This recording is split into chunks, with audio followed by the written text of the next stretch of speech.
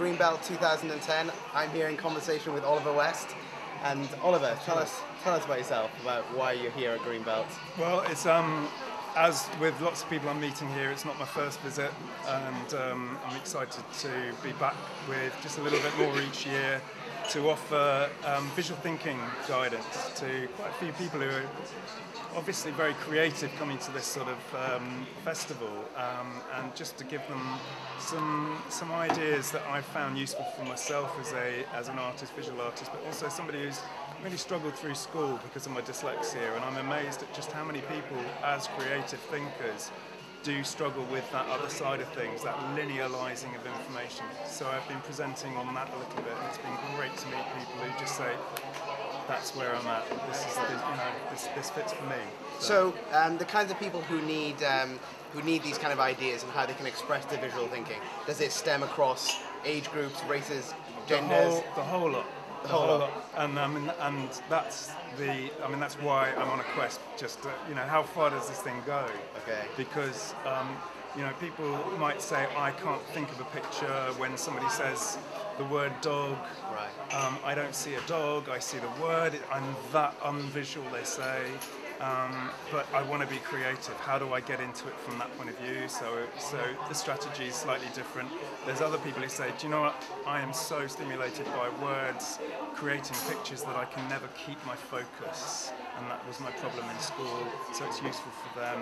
It's people who've lost confidence because they're somebody who thinks of the ramifications of everything. They overcomplicate situations, and so they've never actually released themselves into a job because they think, actually, this is too scary for me. What if I lose the ability to speak or something like that? And because they're people who can't make notes necessarily and work from written notes, they kind of, they lose the confidence, and hopefully this presentation just gives them something to, you're not alone, and actually the words will come to you. Excellent. I mean, it's really good, and obviously like you say, your troubles with your dyslexia have kind of stimulated the start of this journey. Yeah. I mean, I assume there have been little surprises and things along the way that you... All the way.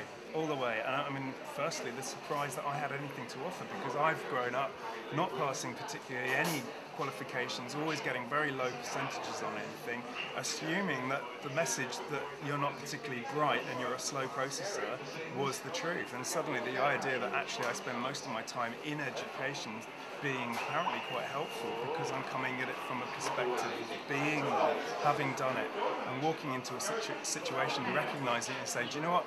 10 years ago, this is where I was, and this is the way up.